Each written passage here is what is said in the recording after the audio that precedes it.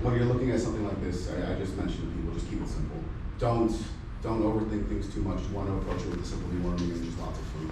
Identification comes into play because this fish is carnivorous. You start throwing veggie tablets or feeding it something that you're not really giving it what it needs. But like I said, deworming, Prozi Pro, anything with Prozi Quantil in it that's generally available on the market is what I would recommend to people. After that, Levamisol. Watching out for external things like this. This right here, another family of fish that I love, piranhas, but they're illegal here, even though all you guys call me about them. This is a fun little parasite which makes me want to just like nuke the tank when I find it. Lice, always inspect your fish. Doesn't come in often, but it comes in enough where I've seen them popping off fish and those things spread like a wildfire and they're a nuisance to get rid of. The best thing I can tell you to do is honestly just pick them off because medication is typically really hard on the fish. It usually takes a long time to eradicate. It's easier to spot them with your own eyes and just like physically pull them off. Going back to why I was mentioning trying to identify your fish and why it's important. You can see right here, right here, right here.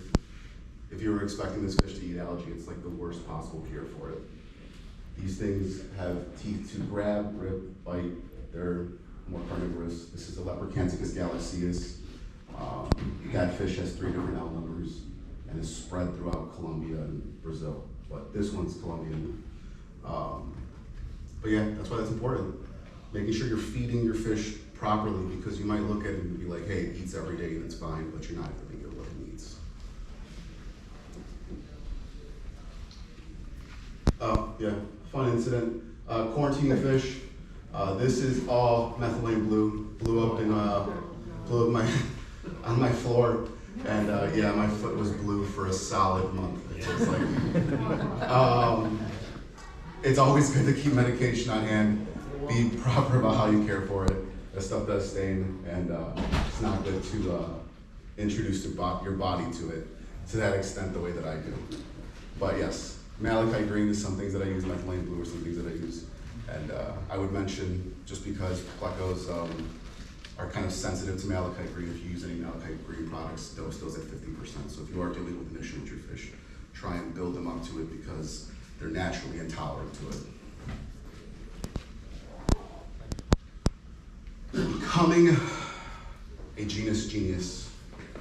So there's, like I said, 1,000 different types of fish. There's, I think it's like I don't know the exact number, don't quote me guys, like 100, 130 genuses in this grouping. John, thank you, appreciate that. I'm hitting you with like the most common players here, and I'm gonna kind of give you a brief overview and care for all of them, showing you fish that I've had, because I've had pretty much, I'm not gonna say all of them, but I've had a lot. Hypancistris, Peckoltias, Lepracanthus, the Scoobies, the Pseudacanthus. There's a lot of different species, a lot of different families of fish over here, and all of them have different care requirements and different expectations from you as the keeper. So let's get the show on the road. This is one of the fan favorites in the hobby, Hypancistris. So here you have the coveted zebra pleco. I think people were expecting me to bring some, sorry. Hypancistris as a whole, as a family itself, is actually one of my favorite ones to recommend in the hobby because of the fact that, in general, through the whole group, everything stays around 6 inches max. That's pretty much it. There's 1 or 2 members that hit like 9 inches. So for the general keeper, somebody who has small tanks, big tanks, nano tanks, you have options that are tiny enough for you to keep them and won't blow up, in your face, and you have an 18-inch fish. So this is actually one that I think is going to be really popular in the years to come. This is Hypancistris vandragetti. These were discovered in Colombia. I find it amazing that they were because like max size is like 2 inches. So you're looking at this tiny little fish. Some of them are quite beautiful. Some of them are unfortunate. I always say we can't all be superstars. So beautiful fish for somebody who's got the nano tank, who wants something compact and wants to keep one of these fish. Me too. After that, this is Hypan citrus, SPL 501. This one was mixed with another type and we didn't discover it until recent years. So the L number system's at 527 right now. This happened in the last 4 or 5 years that they discovered this fish and L102, a fish that we've known for 20 something years at this point, was 2 different species that we were just mixing together. And you find stuff like that happens quite often as time goes on. These guys right here. So this is L136. This is actually a kind of a bad way to introduce you guys to them because you're gonna have these high expectations. They're a black fish with white spots. They've been bred to start from little pinpricks, tiny, tiny little pen-sized pricks on the fish, and have been bred to enlarge it and enlarge it. And now we're getting to the point where we almost have like a white fish with like maze-like patterning through it. They're small, typically easy to keep, and if you have breeding aspirations but you don't consider yourself a pro at all, it's a great family of fish to work with because they're user-friendly. I mean, they're not super difficult to get going, and they don't have any of like the problems of, hey, I need to grow this fish out for 6 years before I get anywhere. So they're fun projects, and they come in all shapes and sizes. L201, a little bit bigger, comes out of Colombia. Honestly affordable. I brought one of these guys because I think it's a great fish for the hobby. They don't get huge, they look beautiful actually. And it's almost like a common pleco. You can feed it just about everything. The Hypan citrus are sold to you as carnivorous, but they lack the tooth structure to be fully carnivorous.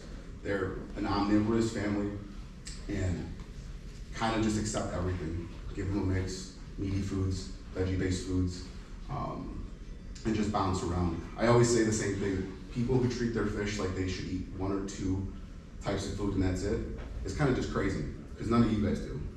I mean, like, I don't. And throwing different options constantly, using different brands, using different veggies and meaty foods. You're going out and making shrimp tacos at night, save some aside. All fish, even like fish that are mostly on a plant-based diet, are going to enjoy that once in a while. Like I just had the El Taco. I wouldn't consider that authentic, but every now and then you do that, you know what I mean? This is a prime example of what I mean. So about why they're user-friendly. This fish started as a mostly black-based fish and ended up with a vibrant white body and high contrasting black maze-like patterning on them. They're beautiful. They were a line breeding project out of Germany. They're called the L236 super white. They've been kind of like a hot commodity in the pleco hobby now for about 30 years. The USA is like, that's a stretch, 20 years, I'm sorry. The USA is so far behind, and it kind of shows, but they've been around for a long time. They didn't really hit it off here until like the past 6, 7 years. So when I first started bringing them in, I want to say that fish was selling for like $850 a piece. Nowadays, they've come down significantly as time has just gone on. More people are breeding them, and now they're becoming more affordable for people to enjoy a beautiful, beautiful fish that maxes out in essence at about 4 inches. You do get like a Yao Ming every now and then. I saw one like 7, but that was super rare. But fun fact. Okay, everybody's well, some of you may have heard of like the L66, the L333, the King Tiger plecos. They have a couple different types. And everybody would always argue about what they have and yada, yada, yada. And I was like secretly whispering, well, we're gonna find out if the same. And bam, right up top, L236, L333s, L401s, L66s. L333 is beautiful like this. Went from their own species now to Hypan citrus Segali. Basically a tribute to Ingo Seidel. So science does not care about your feelings. I know all 236 breeders cried when that happened. And this is what I mean about the 136. So I showed in that previous slide with this guy right here. This is a perfect example of start to finish. This is what they look like. I have wild ones from Manaus right now.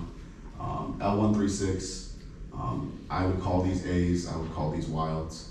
They had and they started with these fine pinprick spots. And at this point, this is fish like, these are the types of fish we're producing. That was a banger. That's nice in my eyes. Is that the adult size? The one No, that's still young. That was probably, I want to say those fish were all of 1 3/4 to 2 inches. What was the one that goes up to 2 inches? This guy right here. What was Bam. the name? L280. L280. High Pan Sisters Van Draghetti. You can find it on my website. What's the soft water or hard water? Kind of depends on where they're coming from. I would say like these guys right here, super forgiving of your water quality. Even in reasonably hard water, they're gonna be fine. They're not gonna be picky about it. I would say with these guys right here, the zebras, even though at this point they're so far removed from wild, they were banned and put on the CITES list back in like, I wanna say 2004, 2005, something like that. It was a number of years ago. Sorry guys, I don't have a picture perfect memory. But with that being said, at this point, this is an aquaculture species. This is something that is no longer, is probably loosely related to its care requirements that when it started, if that doesn't make sense. I would argue you can breed them in tap, you're just not gonna be super successful in tap. You're more than likely gonna want to cut your water, soften it up a little bit, and just keep things consistent. That's really all they need, consistency. And while some fish like it really clean, I usually honestly say just don't mess with them. Don't be that person always flushing. Don't be that person micromanaging a tank. Enjoy your fish. Chances are, if you just provide stability and a good diet, you're not going to struggle. Some things require more work, but most aquaculture fish at that point usually don't. Find what works for you. Plenty of pecotilla. Yes, this is the second genus of fish that I recommend to people. Usually friendly. All these, minus this guy because he's super rare, have been bred in the hobby. They come from,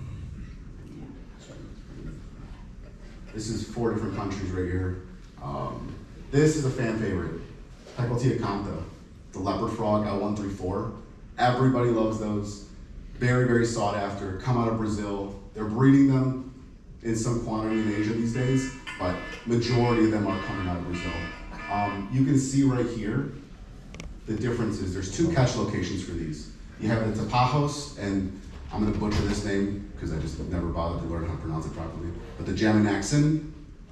There's 2 river systems, and it's created 2 types of fish that look drastically different. So I try to bring them in together whenever I can because it gives you an idea of what you're looking at and how vastly different they get. I argue these look the nicest. Everybody wants these. Up here, L502. This was a super sought after fish in Asia. In the USA, sales are kind of soft, but species out of Suriname. Suriname's a country in basically northern South America that nobody knows exists, but I love it. Tons of interesting species, but every time I tell people about it, they're like, I've never heard of that fish, and I'm like, I agree. But they have only come out of Suriname a handful of times over the years. It's a very tough country to work with. The infrastructure is not set up in the slightest bit. Whenever you look at high fish prices for wild fish, more often than not, the fish cost nothing. Fish cost absolutely nothing. What really costs in that situation is the effort that goes into getting them. In countries like Peru and Brazil, where the infrastructure's been set up for years and years in the aquarium hobby, the business, it's built a pipeline that makes things efficient. Places like Suriname, places like Argentina, places like Uruguay has no commercial exporters, but Uruguay, Paraguay, Guyana, which is recently entering the hobby. We're gonna start seeing some cool fish out of there. Suriname doesn't have any of that, and therefore everything from there is unreasonably expensive versus places like Peru, where this fish that I would argue is prettier than this fish is probably 5 times less because everything is set up. This is LO75. This is the parapleco. This fish actually has 2 L numbers, but 2 different collection points. These are the Brazilians. There's also the 124s that come out of Colombia. Both of them look identical, being frank. Every now and then you get some mixed in species. It's an ancestral type. I want to say it's a 147. But this is the fish that I recommend to people because it doesn't get huge, 7-8 inches. Beautiful, beautiful. Super easy care requirements. Love greens, love meats. They're a bulletproof fish to some degree. They're super easy to just keep happy, and they don't have any special water requirements to just enjoy them.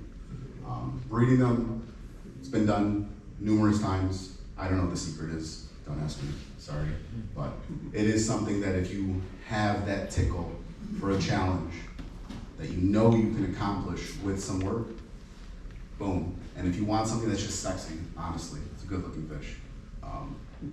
The parapleco, that's what they call it. L75, L124, Pecoltia sabashi is the scientific name. Great fish. This one right down here, Pecoltia broweri, probably butchered the second name, but beautiful fish out of Manaus. Maxes out about 5 inches. Beautiful facial markings.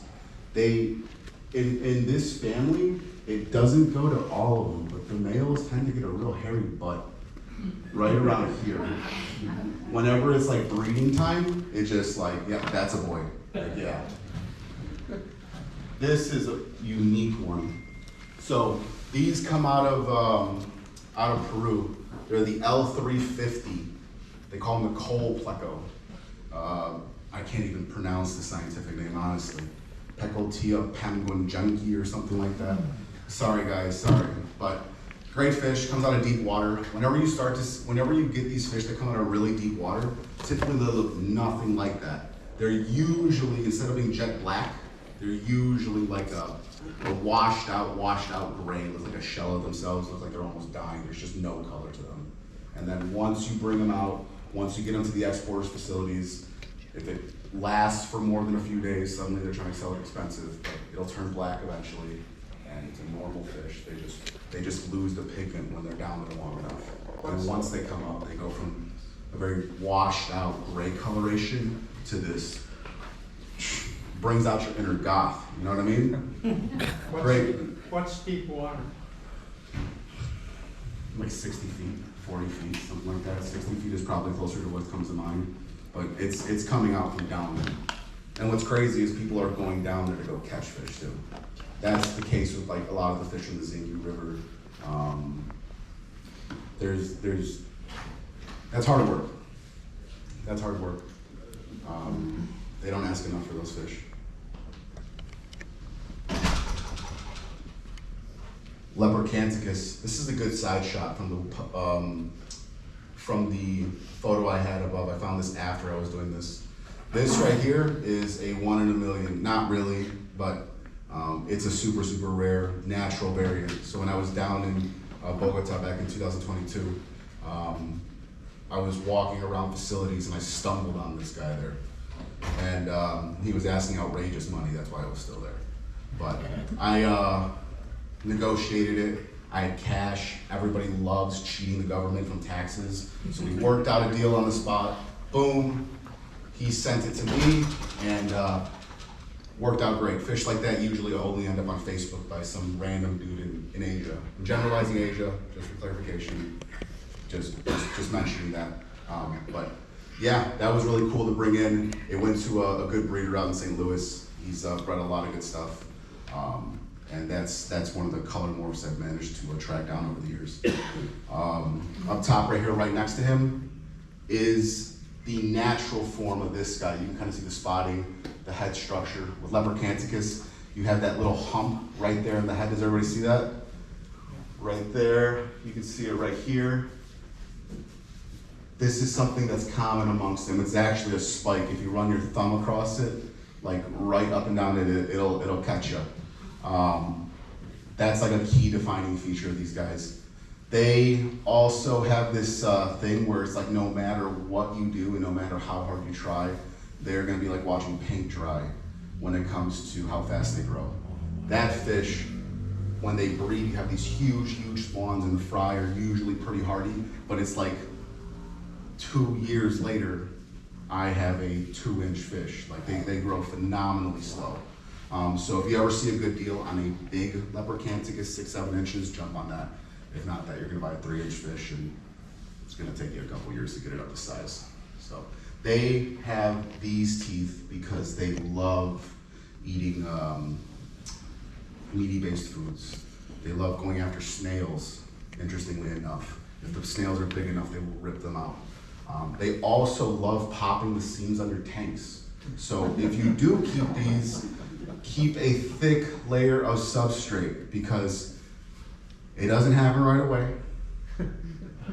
They just have a tendency to be able to do some damage, and they do damage. Like them and Pseudocanthicus will have bits of your sponge filters in the tanks floating around in no time. They'll just chew on them, like the Pseudocanthicus is feeding on freshwater sponges, which we never see because they never would make the trip over here to begin with.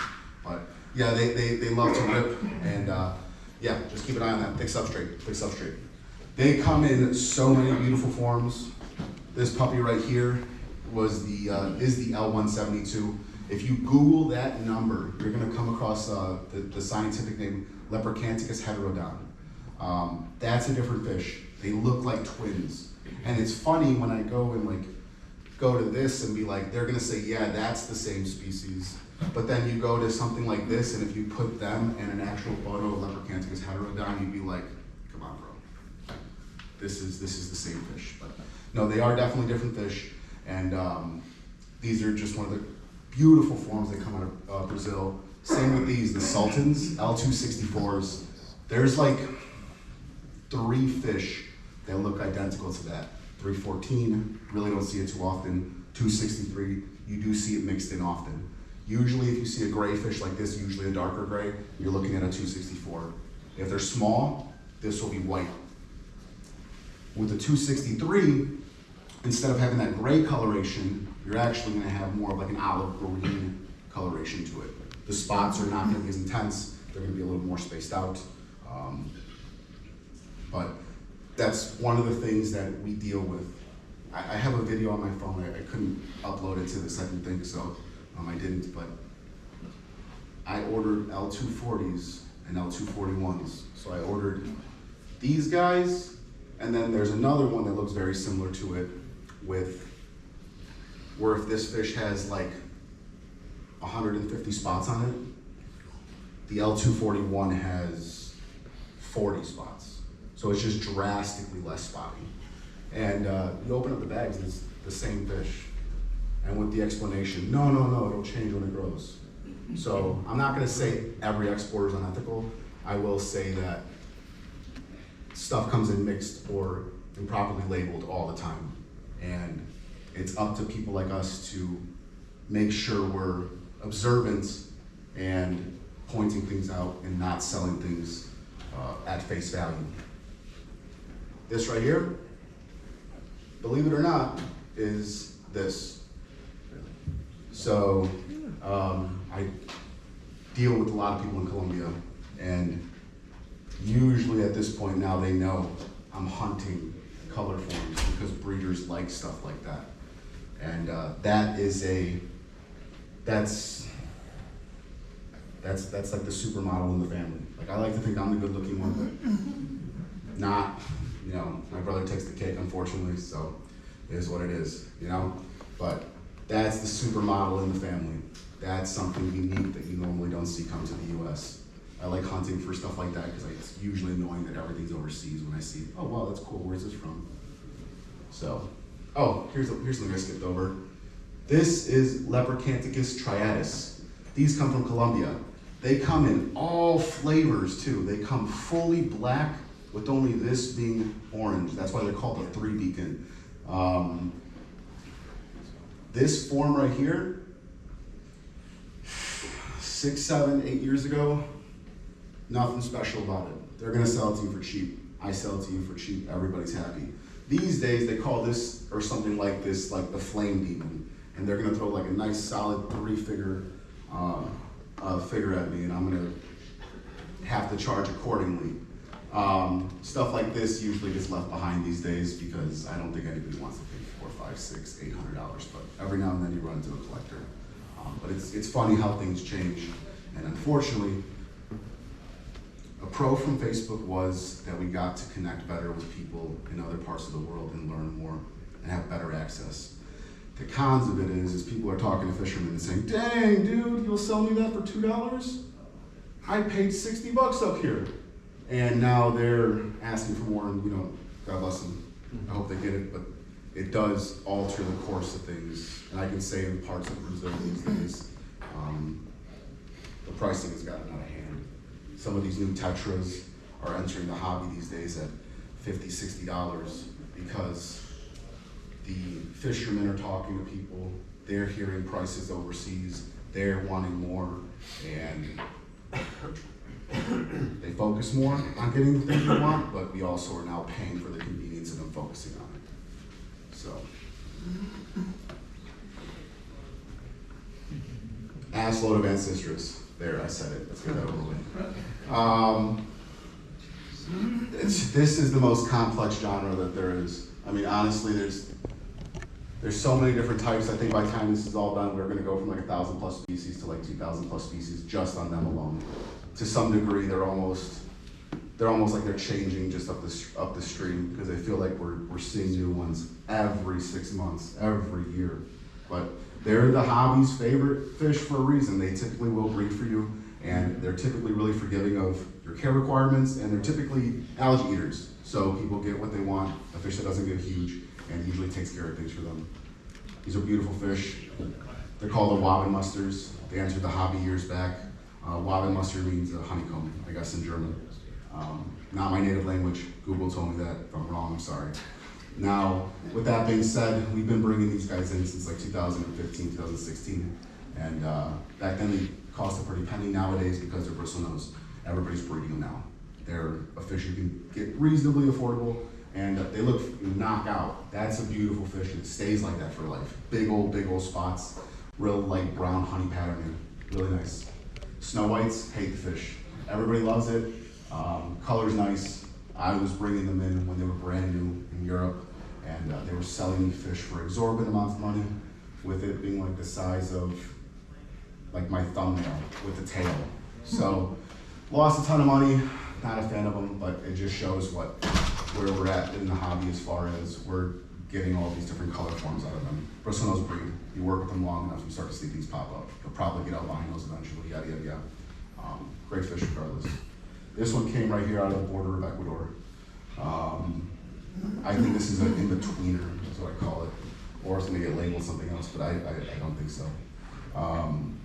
This is an ancestral species, and the reason I'm making a big deal of it is the lips have like these gigantic,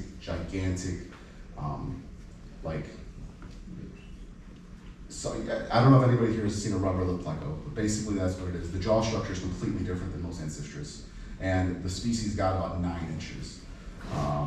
Stumbled upon them one time. They basically came from the Ecuadorian border in Peru, which is kind of an unusual spot. And I only saw them one time.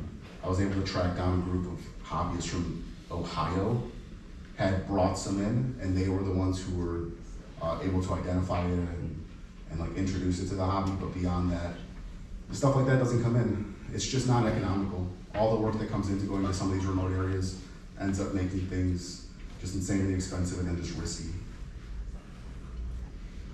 This is always fun to explain to people. This is a male-female pair. I stole this image off Google because all my content on this species was videos, and it kind of sucks to screenshot that. You'll see it on another post. But this is what I tell people is that with line breeding and citrus, we've gotten to the point where we only see males with bristles and the females with nothing. In the wild, most wild types typically do have some tentacle growth on both genders, and you just see it much heavier on these. The males right here. So bigger beard, boy, smaller beard, girl. But a lot of people get hung up on the fact that a female's not supposed to have the tentacles, and with a lot of wild species in general, they do. This right here is the Colombian variant of this. This is Ancestris rhinaculus from Brazil. This is the L34. This is LDAO74. This is a flat black Ancestris similar to the Medusas. This one comes out of Colombia. It's often sold as L34. This is why I say identification is everything, because it's routinely sold as the wrong species. But if you just do your homework, you can track down that this fish doesn't have that range. So this was a fish that we got out of Peru. This was caught out of the Ucayali. They were labeling it, of course, when we had it. What was it? I think it was also labeled L34. This fish was like 9 inches. Huge, huge, huge, huge bristle nose. Dude, they were monstrous. But it just comes to show I ordered the same fish 6 times, and 6 different times I got 6 different fish. At this point, I'm just like, you guys are just labeling anything that remotely looks like that as that. And that's kind of the learning curve you deal with when you're dealing with wild fish. Oftentimes the names are just suggestions. So, fun fact about me, I used to co-run Pleco Paradise LLC. They closed back in, I think, 2018. So that's the company that I ran under, so I decided to steal some old photos from that. But this is the Berry Ancestris. We see them sporadically in the hobby. I wouldn't say a ton, because this is probably the biggest part of it showing out. These two right here. The green phantom from Colombia, the gold nuggets from Peru. The gold nuggets actually at this point I think have 5 different L numbers and 5 different collection points. They vary a little bit in spotting. Everybody loves them because they're beautiful. I'm not a big fan of them because I had a 9-incher and most people cannot get past 5 inches on these fish because they have notoriously difficult diet to replicate. And because of that, like I said, yeah, you just really don't see them grow to their full potential. A lot of them do get larger. Beautiful, beautiful fish. It's just unfortunate that most people don't have good luck with them keeping them long term. I would label them finicky. Same thing with these guys. Stunning. Oh my God, they call them the Magnum. And beautiful, beautiful, beautiful fish. Magnum, mango, yada, yada, yada. That trim is nice. They get like 9 inches if you can get them there. And beautiful fish. Also would label them, tougher to keep. I would say most people have their luck with this. This is a green phantom. Most people don't know that green phantom is broken into 2 different species. There's Hemiancestris subvitreus and then Berryancestris dematoides. And one of the trademarks right here is the tall dorsal fin. That's kind of one of the signature things you're going to be looking for when you're looking at this fish. They just are noticeably different when you put them side by side. And the color is a little bit off as well. One of them will have more of a light, more vibrant color, and one of them will have like a darker color. Typically, yeah, like I said, diet is tougher. You got to offer lots of green options, lots of different algae options. You have to offer going to veggie matter, gel foods. I'm usually a big fan of those. Rapashi is usually hated by people who's married because their spouse complains, but great option. And then something that's really easy to supplement. You can add a lot to that. There's nothing in the directions that says you can't add flake to it. You can't add, baby brine. You can't add this. You can't add that. It makes it a great food that if you introduce this to your fish and get them used to it, you can supplement the diet much better for them. And then I kind of stole the idea, or I can't remember if we discussed this with the Pleco Ceramic group, but you can take that stuff and put it on wood, put it on slate, put it on rocks, it sticks. So, just a suggestion. It's a great way to let them do their natural, like, rasping thing on different surfaces. Oh, yes. So, I always love when people tell me that they're looking for pleco is something that'll be able to clean up their tank for them, and it's just like, well, most pleco is just shit. But there's like 2 families that just make it like a race, like a championship event. Like, it's just brutal. So Panoculus is one. All these are my photos. There's a couple different types here. Just to show you the other one, Panox. These are the other. Big fan of these. These are for the people with big boy tanks. Big girl tanks, whatever you want to call them. L351. Let me see, do I have that on this slide? I do. So these fish right here and these fish right here routinely get mixed up. This is L351. The Peruvians will call it L90B, L90C, L90D if they want to get crazy. This is what L90 looks like. L90 is a Panoc bathyphilus. This is one of the most beautiful royals in the hobby. But going back, so this is L351. This is a Panoculus species, so it's a whole different genus. This is one of like 3 or 4 different options that can come mixed in as an L90 insert different letter. These right here are a very popular option, and these are a different one. The L397 is something that people like a lot because it has that real beautiful red coloration to them when they're young. They kind of drab out when they get older, but I always say I looked my best when I was 18. So, you know, fish, we ain't that different, you know what I mean? But this right here is L403. You notice the difference immediately in the facial markings. You get the nice thick bands on the 403, and then you get the nice thick, intense ones on the 397s. That's like a key defining feature for them. People will say you can see the white band here. I argue that a lot of people won't notice it, but you see that little white band that runs between the black and the orange. That's also an identifying thing, but it's kind of annoying because you have to like grab it and like eyeball it out, and it's just kind of a pain. So this is usually what I say, go off of this, because there's very few species that look the same color-wise, pattern-wise, and have that marking. So Panoculus albiveris, these are the flash plecos. So they're reportedly only out of Peru, but you regularly see them out of Colombia. Whether they're doing trading or not is up for debate, but my suppliers in Colombia that I've worked with for a long time swear that they catch these. This is called the flash pleco. I think it's also called the emperor pleco. It comes in a different form. I think they call it L204A or something, but people just like making up names. It makes it more expensive, you know what I mean? And they go from these straight lines to spots. And yeah, it kind of just gives it a different look. Nice broken lines. It's about 5-6 inches. Very few people have bred them, but they have been bred. It's just not commercially. You're not going to be able to go to a store and see 20 for sale unless the guy bred them himself. It's just not popping up that often.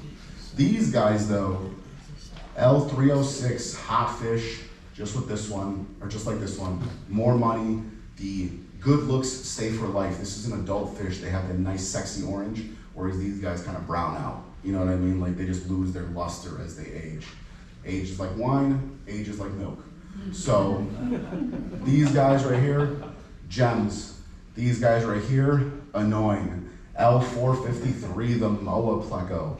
That puppy comes out of Peru.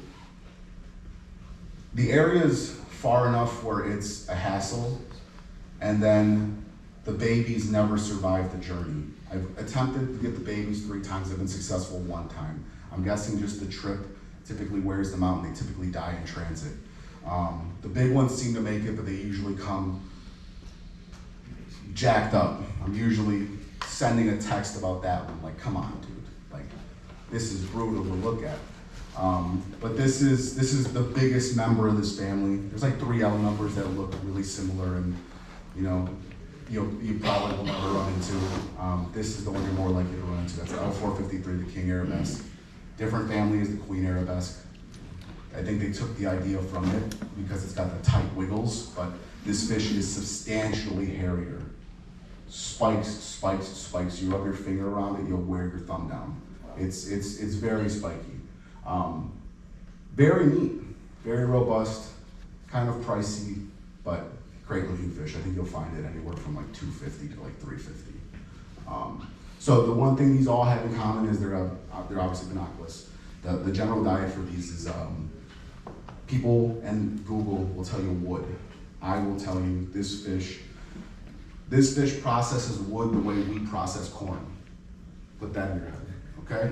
So that's kind of how it works. They're gnawing on the wood for the biofilm that's growing on it. And that's what they're actually feasting on. The wood is just a byproduct. So something that I do is I import regularly from wherever, and whenever fish die and they're in reasonable shape, I freeze them immediately. Every couple months, some girl who works for the shed, for the science, one of the museums up in Chicago, will come by with a cooler. I donate stuff, they scan it, they show me pictures, they dry out fish, they do all types of fun stuff with my money. I told her, I'm like, every time you come by, like, there goes my box of, like, there was my attempt at financial freedom this year. But the teeth structure on them is very, like, spoon-based. So it's like, kind of like you ever see, like, that 12 in the morning, like, TikTok video, some dude's, like, working down wood with, like, a spoon and shaving stuff down. That's kind of what the teeth look like. That's what they do to scrape the film off of the wood and process it. Great fish though. A lot of these have been bred. Obviously these guys, these are pretty much exclusively aquarium bred in the hobby. They're expensive wild. These never come in. You ever find them, they're probably gonna be tank bred, but I don't know. I'm surprised if anybody's really keeping them in the hobby still. These are almost exclusively wild, exclusively wild, exclusively wild. I'm gonna say exclusively wild because wild's so expensive that nobody wants to buy it, and then tank bred comes along and does. Shoot. So what do you feed them then if they're not? Mostly just veggie-based foods. Okay. They're going after the biofilm regardless, and I usually go for that. I throw in some protein in the mix, but not as much. These fish will jump on cut up shrimp, cut up fish, any type of like frozen bloodworms, etc. They'll jump on that immediately. Even though they have teeth based for what I described, which is getting the biofilm off wood, they still are a bottom feeder. They're still gonna go for the best protein option available there. I would just say don't make it an everyday diet. I would say just supplement and give them options as you go. But beyond that, having the tank heavily wooded, and I usually recommend soft woods. Like you guys have manzanita around here, I think, right? No? Maybe? I bought it. Okay, cool. That's a great soft wood. That's a good wood where a group of them would polish through it over a couple years.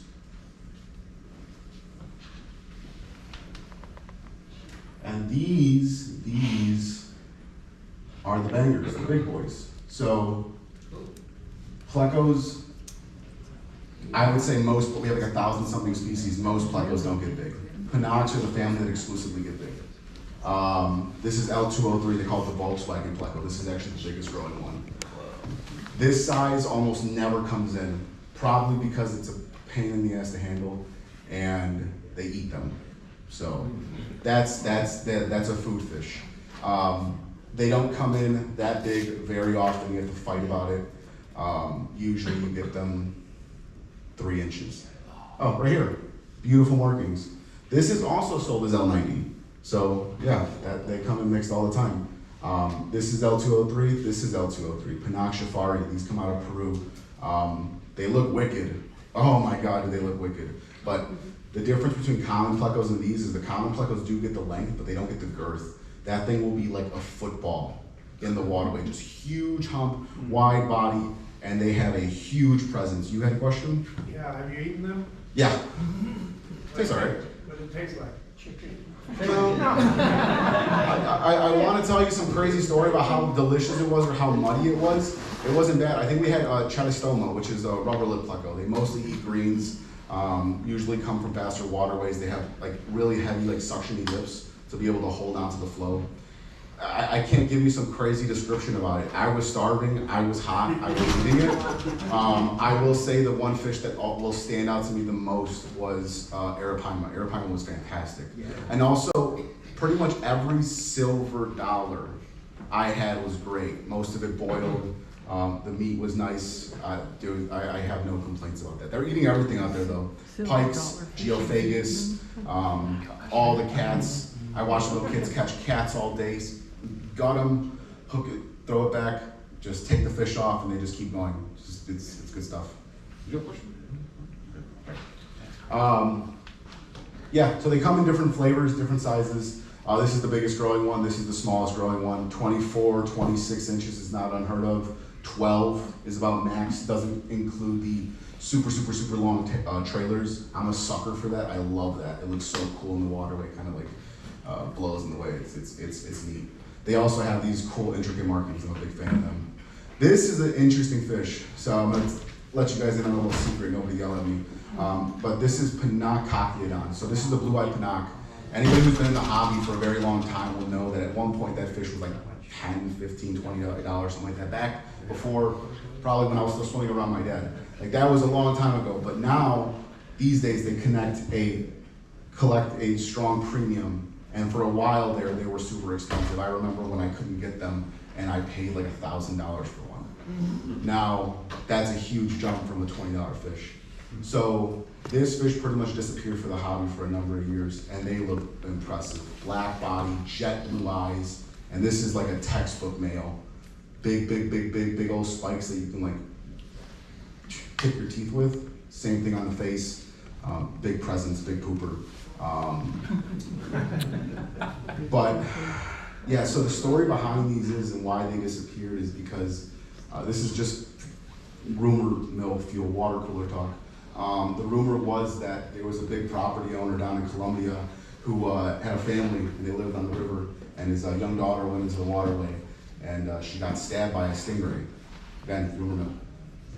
He then was so infuriated by it that he paid money to have the river poisoned, wiping out the entire waterway so his daughter wouldn't have to worry about going into the water anymore.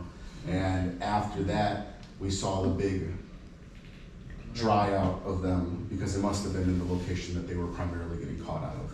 Again, water cooler talk, there's no substance behind it. I could have just made this up for you people, you wouldn't even know it. But that's the rumor of what happened to them, because they used to be a $25 fish. And then, like I said, I paid $1,000 at one point. I have them semi-regularly, and they've come down significantly from there, but they're still hundreds of dollars. You know, a big one like that, I sold those guys for $400. Even little size, which is very rare, a couple $100 still. So they become expensive. These are the L27s. I have 3 different types here. So the L27 is a species that's been broken into 7 different types. Depending on the river collection point that they're at, it'll look a little bit different. This is the Aragoya. They got the solid, just gold look. They look like $1 million. This is the Tapajos. You have the heavy black contrast against the gold lines. Beautiful fish. I personally like these the most. Slightly less common. Then there's like the Xingu, there's the Tapajos, there's the Telos Paris, which don't really enter the hobby. There's the Magmarie these days. Every different river location has a different look to them and fetches a different price, which makes it super annoying because you have one of them that's like 50, 60 bucks, and then you have another one same size, it's like 150 bucks. So if the person doesn't know, they just think you're crazy. So, oh, circling back. Heavy wood diet, same thing, spoon-shaped teeth. They're knocking down biofilm. They'll burn through a gigantic chunk of driftwood for you over a couple of years. They love wood. You need a super strong filtration system. They're the type of fish that'll clog an industrial toilet. So great looks, huge presence, but that's what you're dealing with. I will say, like I said, it makes a presence. They're awesome. Oh, I skipped over this guy, the watermelon pleco. This is one of the only subspecies in all the pleco groups. It's Panak nigrolineanitis Lara fabiana. They're labeled it the same as the L190, the standard straight line royal. So they're a subspecies of that one. If a fish has any spotting on it, it's a watermelon, is how they rule it. If it's got the straight lines, it's just Panak nigrolineanitis. That's a common fish in the hobby. Colombian exports are cheap. They come in regularly, so it's a company favorite type of deal. Pseudocanthicus. These are like the big dogs in the aquarium hobby. These are the ones that people love collecting because you get the wicked spiking here. This is like the only one I wear gloves with. I'm pretty much desensitized to it. But this guy right here, I think there's something in the slime coat because your hand feels bruised afterwards. These are the teeth. If anybody can guess what they eat, well, I'm not gonna make a prize, never mind.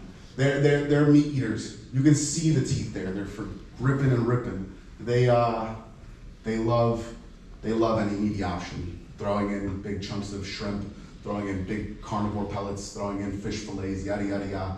They're a big fan of it. Come in all, I'm not gonna say shapes and sizes, for the most part they're big. You're gonna get, for the most part, a 15-inch plus fish. You can go almost 20 inches in some cases. This puppy right here was pushing, I wanna say 18. This is the Suriname Black Dragon. This is probably the most, not anymore.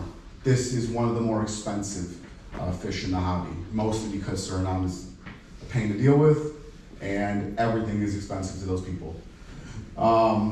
This is the L24 Pseudacanthicus, I'm brain farting right now, it's Patania Perara. But this is a staple in the hobby. Max is out at like 18 inches. You'll probably grow it to 15. Beautiful fish, beautiful red. They have different qualities of red. Some of them are more brown. You'll pay more money for a real nice red example like this. Again, these are all meat eaters. They're a little territorial at times, but I find that you can start collecting them like Pokemon and put them all together and get all the color forms together. They're neat. They're neat. A lot of presence, a lot of attitude. They're a talking point when you look at them. When you look at your fish, you're going to be wild every time you deal with them. This fish has 3 L numbers, and this is going to be one of those fun things for me as a hobbyist in probably like 15 years or so, when they finally get to L600, and the hobby's been labeling one of these as L600 for so long, and then science is going to say, I don't care, I'm giving that number to a bristlenose, and those guys are going to lose their mind. L600 is a fake number. The highest number we're at is L527. L600 is a hobbyist-made number to sell a fish that has, you see right here, they have the orange tails, and then this right here will be full orange. There'll be no break in it. And it's a collection point in essence, and they're all, in essence, labeled the same thing. They're just different river collection points. But yeah, I look forward to that just because it'll make me giggle at this point. This is L520. This is also a newer L number. This was collected near Allenker. Usually I'm involved in my own imports, so I can usually get a better read on things. I was given these with another fish that made no sense to the area that it was supposed to come out of. So at that point it was the backtracking, asking the guy if I could talk to the guy to figure out where it was caught. Figured out where it was caught, at that point did deductive logic, and came up with it being a newer Pseudacanthicus. The black dots are going to fade into maze-like patterning. It's going to be one of the smaller growing ones, maxing out around 12 inches. But that's the background work that most people don't see when they're dealing with somebody like me who's a freshwater importer. I can always buy things and just take it as face value. The soul is an L97. Looks similar, grows bigger, more common. But from deductive logic of what was caught with it and the area that these came out of, we were able to figure out, oh, wow, this is going to be a little bit different. So I like what I do, like nerding out about it, but I do kill 5 hours at a time with some of these random fish on a search to figure things out. So, Scoobies, Scooby Ancestors, look at the lips on that one. This and this are the same. Scooby Ancestris, Araniacus, Aranistatus, something like that. Don't crucify me, I never took Latin before. Hiding among those beautiful lips are a nice set of fangs. I wish I had a photo to show you guys. They're also carnivorous. They love eating all types of meaty foods. They do get to impressionable size. Right here, I believe this is Scooby Ancestris Paralapsis. I had this fish maybe a decade ago or something like that. Again, carnivorous, grow to impressive size. I was having this discussion with somebody. These are captive bred. This is a different type. I was having this discussion with somebody, I think it was yesterday, and they were asking if this family of fish is difficult to work with. I said, no, it's not that it's difficult to work with, it's just very few people are stepping up to the plate. They're getting done. I'm not gonna say most species, but I'm gonna say at this point, we're catching up to the point where we're gonna have less of them that haven't been bred. L368s right here, these have been bred. They almost never leave the hobby, or enter the hobby yet, they've already been spawned. L14 has been spawned. L82 was a black market fish. It only entered the hobby through trafficking. I think it's on the IBAMA whitelist now, but it wouldn't surprise me if they're still bending the rules with that guy. But these are available via aquaculture regularly. It just got described. I I think these have only been bred once. These are L253s, L48s, and L14s. Baby L14s, baby 368s, baby L82s. I think it's a neat fish. I would say that if you look at any member of this family, you're gonna be like, whoa, that's a pretty fish. And if you want to take on a just odd breeding project, they're worth it. They're worth it. This was actually bred by one of the speakers you guys had in, I'm not sure when you guys had her, John from the Lens, but his farm produced these specifically. I actually have some of those now. I've been dealing with them since, I'm not sure. It's been a while though. Great farm, great people, great product. Team of Lens. I said meaty-based foods. You can't throw enough flow at them. They'll love it. Big caves. I tell people just go with a bunch of babies and see where you end up in a couple years. Everybody's so freaking impatient, man. TikTok has you on a dopamine hit every 10 seconds. If you can put up like 5 years just holding on to some nice fish, you can get some interesting results. But anyways, I digress. Rant over. So Hemian cistrus. Yeah, so I like them because of the beautiful colors, the cheap price. Shout out to Colombia. Those guys make the business work for us. This is pretty much the only members of this genus you're gonna run into. Most Hemian cistrus are kind of uncommon in the hobby. I told you guys earlier, I screenshotted the video, it looked terrible. But anyways, these guys right here, this is also a green phantom. Different type. I said the last one was a Berrien cistrus. The green phantoms are broken into 2 species and 2 genus. These are the Hemian cistrus subvitreus. Like I said, if you look at the dorsal fin, you're not gonna have the extended dorsal. The green's gonna be a little different. So I find that a little bit odd. I also find it odd that this is a different L number, and they're considering it, water cooler talk, they're considering it that this is gonna end up just being the same thing as this. They're both Hemian cistrus, they're both caught from the same river. They're just caught in a different part of the river, and at this point, we got 2 kind of neat color forms. I think the green's natural, the blue's weird to me. You know, I think there's a lot of blue African cichlids, but these guys aren't fast like that. So, I don't know. It looks really neat down there. So, Hemian cistrus medians. These are the same fish. That's like right there, like I always say, we look better when we're younger. I don't know. This is a good looking fish too, but the huge spotting looks cool. This comes out of Suriname. It's ungodly expensive for with the sizes that they come in. Super impressive when they hit size. All the spiking right here is super intense. The one thing I'm gonna mention about this, and one of the reasons why I never bring these in big numbers, is because wild fish in general have a pretty long, drawn out process to get them to exporters and then get them to people like me. These fish are a pain to get eating, and then when you double that with a stressful time moving, you end up getting fish that won't eat, that are difficult to feed, and then perish on you.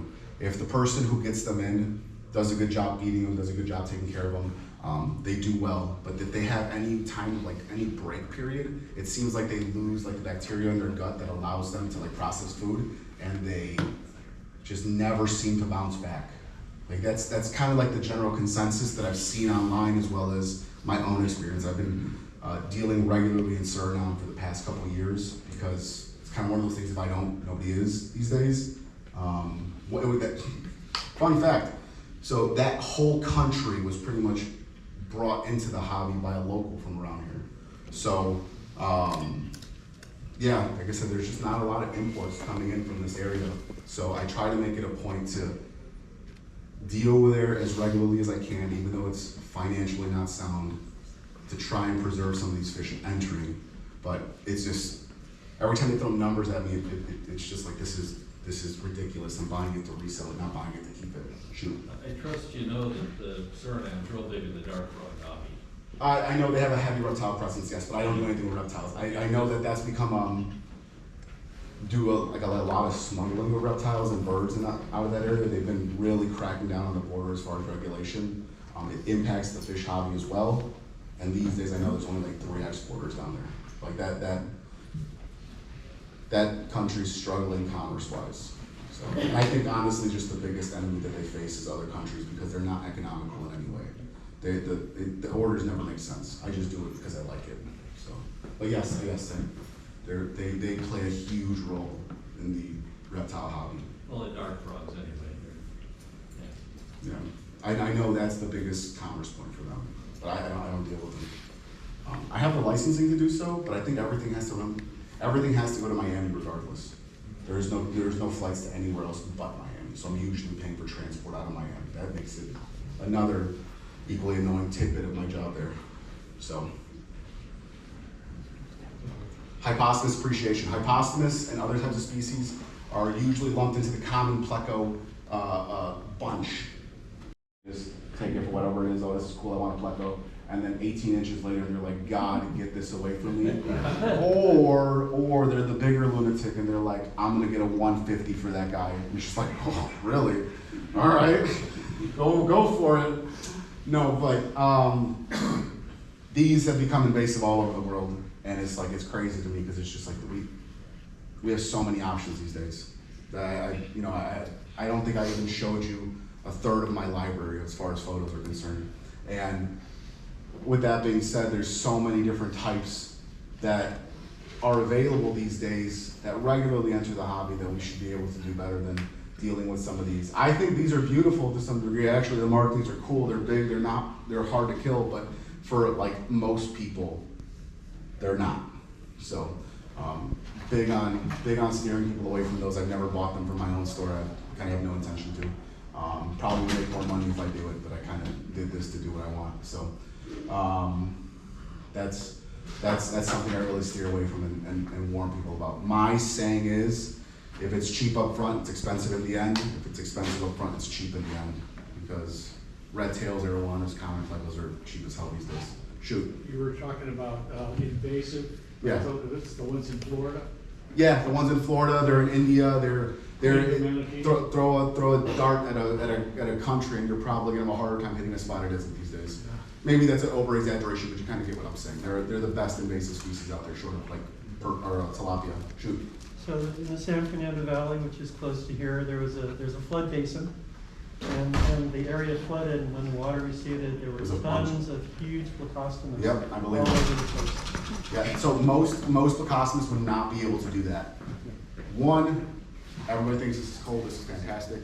But yeah, most fish can survive here. And that's kind of why like everybody from California blows me up for piranhas and I can't sell them. Because anything could make this home, and those fish do an exceptional job about not being picky where they live. So. This is what he's talking about, the Yeah. Balboa Lake, Gross. and they are catching like this size and living on the dozens. Yeah. I fish in the Chicago, in Lake Michigan, and we catch gobies in the water all the time, and it's just kind of they're invasive. I mean, they're making sport fishing out of trying to catch these in a bunch of different parts of I think it's like Malaysia and other areas, but they eat them. We don't. Kind of the end of that. They're just invasive in just about everywhere they go. They wouldn't survive near me, but by you guys, this is a fish's paradise. So, any questions? Oh, sorry, I forgot about this slide. The freaks, the stuff that you'll never see. This is a chance to take a look at stuff that you're more than likely not going to run into. Megalance cistrus. This is the kind of like, if you bought the fish that you want to just hate everybody, this is that guy. Gets big, mean, just mean. Megalance cistrus Berea, same thing. Those things love to fight, and they get big enough that they're gonna win. Pseudianth cistrus barbatus. Don't see them very often. You get that nice spiking on them. They're a neat looking fish. Not sure. Deltris. It's a Deltris species. I think it's 243. They call it the McJagger pleco. Don't know why. Looks half dead. Well, that's this guy. This is Pseudianth cistrus. This is a different species. He's probably getting eaten like after this. But yeah, neat looking fish. Don't see them because this one comes out of Guyana. They look odd. The lip odontal growth is not very common in the hobby, and most of the fish that do it They don't enter. This is a new one, Guyana Ancestris Amapa. Neat blue, neat blue. But yeah, first off again, I want to say big shout out to Ross, wherever he is. Big shout out to the club for taking us in. Thank you, thank you.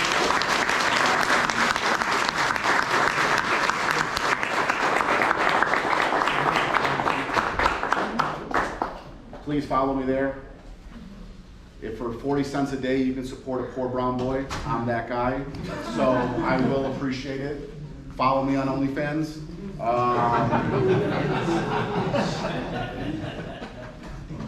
No, just kidding, just kidding. But anyways, yeah, if you guys have any questions, I'm good. Shoot. How are you getting stuff out of Brazil? I thought. No, it's been open for a while. So beforehand, it was still open during the strike, but it was at a very limited capacity. Like you put in for an import, and 45 days later they'd be able to do it. The Ibama strike didn't. I think they came to an agreement, and then they went on strike immediately again. But they were forced back to work. I think they're still in negotiation process, so they're kind of being pricks to deal with right now. I hope nobody in Brazil watches that.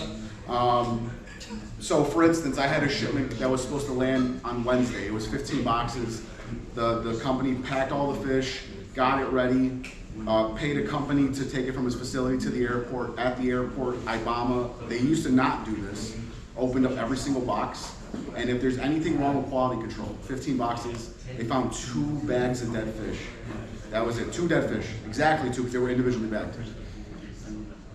Rejected the whole shipment, made the guy take it back, pay shipping back to his company, a couple hours drive, something like that, and reject the shipment because of that. That's kind of what they're doing right now. They are working. I think they're still in negotiations, but they're stricter about everything. Paperwork has to be right, can't be missing any fish, and it takes, depending on the company, 5 days to 5 weeks to get booking. So it does work. We regularly get shipments out of there. I just got them from Ceará, the north. I've got them coming from the east next week, I think is when he got rebooking for. And then I'm going back to the south. I'm gonna get fish out of Rio de Janeiro. So it is available, but it's a little stricter. Shoot first. When you get a new species, how do you determine what their diet is, their temperament, all of that stuff? Because there's no information on that new species, so. Usually you try to go off of what the genus does in general. Right. Can the fish be different? Absolutely, but for the most part, they were all lumped together because they had enough similar that they would consider it just about the same. Usually speaking, if I get a brand new hyphen citrus, I know it's gonna be pretty friendly to a bunch of different options. I don't think this is the one. Yeah, sorry. If I get something that I can identify the family it's from, I treat it like any other member. For the most part, you'll overcomplicate things trying to give them something separate. Most of the time, they eat a very similar diet. All panoxide wood, or munch on wood, etc. And do you only put them in the species only? No, mix them all the time. Mix them all the time. I'm gonna have some logic to it, but yeah, I mix them all the time, no problems. So there's, I think at one point I had like 30 different types of fish in the tank. It became problematic because you were feeding all this stuff that, you know, you gotta power feed this one fish, everybody else is getting scraps of it, and they don't digest that well. You're dealing with bloat because something that shouldn't be eating that much protein is, but beyond that, no. Thank you. Shoot.